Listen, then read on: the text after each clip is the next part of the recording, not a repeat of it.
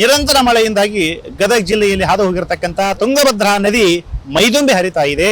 ಏನು ಗದಗ ಜಿಲ್ಲೆಯ ಅನ್ನದಾತರಿಗೋಸ್ಕರ ಇಲ್ಲಿನ ತುಂಗಭದ್ರಾ ನದಿಗೆ ಸಿಂಗಟಾಲೂರು ಏತ ನೀರಾವರಿ ಯೋಜನೆಯಡಿ ಒಂದು ಕಿರು ಅಣೆಕಟ್ಟನ್ನು ನಿರ್ಮಿಸಲಾಯಿತು. ಇದೀಗ ನಾವು ಆ ಕಿರು ಅಣೆಕಟ್ಟು ಬ್ಯಾರೇಜ್ ಅಂತ ಏನು ಹೇಳ್ತೀವಿ, ಆ ಬ್ಯಾರೇಜ್ನ ಸ್ಥಳದಲ್ಲಿ ನಾವಿದ್ದೇವೆ. ತಾವು ಇದೀಗ ದೃಶ್ಯದಲ್ಲಿ ನೋಡ್ತಾ ಇರಬಹುದು. ಒಟ್ಟು ಬ್ಯಾರೇಜಿಗೆ 26 ಗೇಟ್ಗಳು. ಆ 26 ಗೇಟ್ಗಳಲ್ಲಿ ಸದ್ಯ 19 ಗೇಟ್ಗಳನ್ನ ತೆರೆಯಲಾಗಿದೆ. ಹೀಗಾಗಿ ಏನು ಹರಿಯುವ ರಭಸ ಸಾಕಷ್ಟು ಒಂದು ನೋಡುಗರನ್ನ ಸೆಳಿತಾ ಇದೆ. ಈಗಾಗಲೇ ಪ್ರವಾಸಿಗರ ಸಂಖ್ಯೆ ಕೂಡ ಹೆಚ್ಚಾಗ್ತಾ ಇದೆ. ಬ್ಯಾರೇಜ್ ಅನ್ನ ವೀಕ್ಷಣೆ ಮಾಡೋದಕ್ಕೆ ಹೊರಗಡೆ ಜಿಲ್ಲೆಗಳಿಂದ ಅಕ್ಕಪಕ್ಕದ ಬಳ್ಳಾರಿ, ಹೊಸಪೇಟೆ, ಬಾಗಲಕೋಟೆ, ಧಾರವಾಡ, ಹುಬ್ಬಳ್ಳಿ ಈ ರೀತಿಯಾಗಿ ಆಯಾ ಜಿಲ್ಲೆಗಳಿಂದ ಪ್ರವಾಸಿಗರು ಆ ಡ್ಯಾಮ್ ಅನ್ನ ವೀಕ್ಷಣೆ ಮಾಡೋದಕ್ಕೆ ಬಹಳ ಹತ್ತಿರದಿಂದ ಈ ಡ್ಯಾಮ್ ಅನ್ನ ವೀಕ್ಷಣೆ ಮಾಡೋದಕ್ಕೆ ಬರ್ತಾ ಇದ್ದಾರೆ. ಒಟ್ಟು ಈ ಬ್ಯಾರೇಜ್ ಸಾಮರ್ಥ್ಯ ಅಂದ್ರೆ ಒಟ್ಟು 3.14 ಸಾಮರ್ಥ್ಯವನ್ನು ಹೊಂದಿರತಕ್ಕಂಥ ಈ ಕಿರು ಅಣೆಕಟ್ಟು ಈಗಾಗಲೇ 2,09,000 ಕ್ಯೂಸೆಕ್ಸ್ ನೀರನ್ನ ಹೊರಬಿಡಲಾಗಿದೆ. ಅಷ್ಟೇ ಪ್ರಮಾಣದಲ್ಲಿ ಡ್ಯಾಮಿಗೆ ಒಳಹರಿವು ಕೂಡ ಆಗ್ತಾ ಇದೆ. ಅಷ್ಟೇ ಪ್ರಮಾಣದಲ್ಲಿ ನದಿಗೆ ನೀರು ಹರಿದು ಬರ್ತಾ ಇದೆ.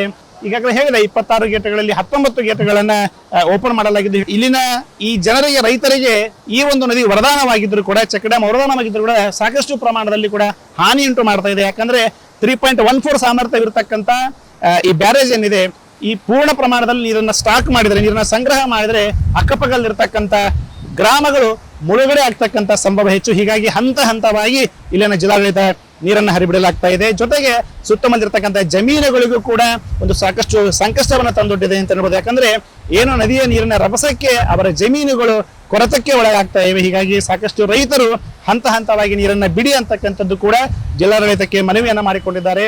ಒಟ್ಟಾರೆಯಾಗಿ ರಾಜ್ಯದಲ್ಲಿ ಏನು ನಿರಂತರವಾಗಿ ಏನು ಮಳೆ ಸುರಿತಾ ಇದೆ, ಇದೀಗ ತುಂಗಭದ್ರಾ ನದಿಗೆ ಏನೋ ಒಂದು ಹಮಿಗಿ ಬ್ಯಾರೇಜ್ ಕೂಡ ಈ ರೀತಿಯಾಗಿ ಸಾಕಷ್ಟು ಮನಮೋಹಕವಾಗಿ ತುಂಬಿ ಹರಿತಾ ಇದೆ ಅಂತ ಹೇಳ್ಬೋದು. ಗದಗನಿಂದ ಕ್ಯಾಮರಾಮನ್ ಪ್ರಕಾಶ್ ಜಿ ಜೊತೆ ಮಹಾಲಿಂಗೇಶ್ ಹಿರೇಮಠ್, ವಿಸ್ತಾರ ನ್ಯೂಸ್.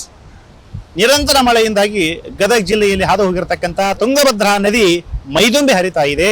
ಏನು ಗದಗ ಜಿಲ್ಲೆಯ ಅನ್ನದಾತರಿಗೋಸ್ಕರ ಇಲ್ಲಿನ ತುಂಗಭದ್ರಾ ನದಿಗೆ ಸಿಂಗಟಾಲೂರು ಏತ ನೀರಾವರಿ ಯೋಜನೆಯಡಿ ಒಂದು ಕಿರು ಅಣೆಕಟ್ಟನ್ನು ನಿರ್ಮಿಸಲಾಯಿತು. ಇದೀಗ ನಾವು ಆ ಕಿರು ಅಣೆಕಟ್ಟು ಬ್ಯಾರೇಜ್ ಅಂತ ಏನು ಹೇಳ್ತೀವಿ, ಆ ಬ್ಯಾರೇಜ್ನ ಸ್ಥಳದಲ್ಲಿ ನಾವಿದ್ದೇವೆ. ತಾವು ಇದೀಗ ದೃಶ್ಯದಲ್ಲಿ ನೋಡ್ತಾ ಇರಬಹುದು. ಒಟ್ಟು ಬ್ಯಾರೇಜಿಗೆ 26 ಗೇಟ್ಗಳು.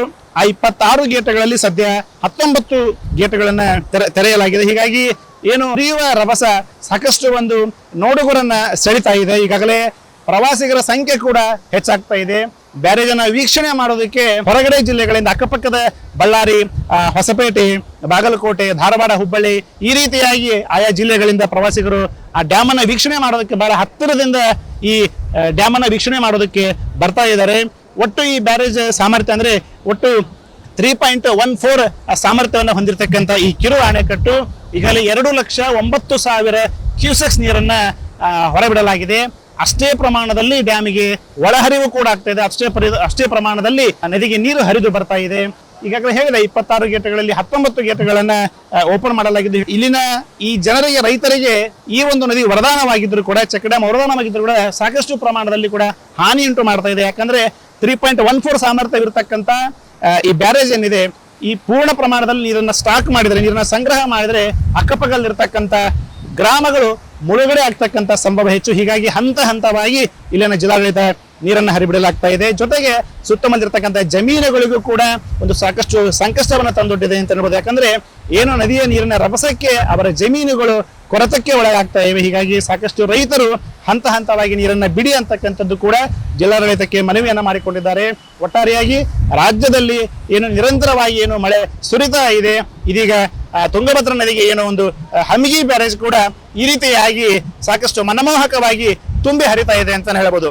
ಗದಗನಿಂದ ಕ್ಯಾಮರಾಮನ್ ಪ್ರಕಾಶ್ ಜಿ ಜೊತೆ ಮಹಾಲಿಂಗೇಶ್ ಹಿರೇಮಠ್, ವಿಸ್ತಾರ ನ್ಯೂಸ್.